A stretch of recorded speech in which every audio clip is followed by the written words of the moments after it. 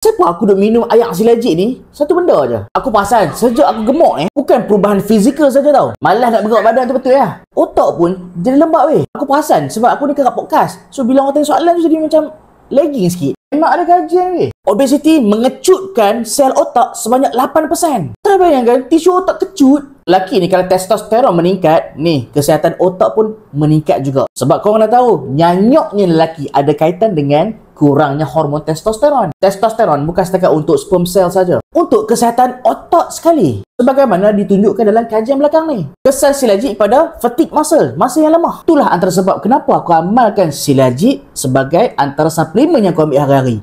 Dan kenapa brand Kashmiri Ladakh? Brand Kashmiri Ladakh antara brand yang ada lab test, yang bebas merkuri, tak ada toximetal dan sebagainya. Silajit macam kita tahu asal pada pergunungan, batu batan. So nak tercemar dengan toximetal, arsenik, merkuri sangat tinggi. Kita perlu nak makan sebagai suplemen. Gila kalau ada merkuri. Sebab itulah banyak kali aku rabak, kalau nak beli silajit pastikan ada lab test. Brand Kashmiri Ladakh antara brand yang ada lab test. Pure, walaupun pure silajit, tetapi dia diproses untuk buang segala toxic metal ni. Yang ni tak boleh masuk dalam badan. Nampak putih, dah nak habis dah. Bau dia. Ada dua lagi standby. Kalau ni habis, ni ada. Brand yang sama, Kashmiri Ladakh. Ni kotak dia. Ada halal. Ni satu lagi. Antara the best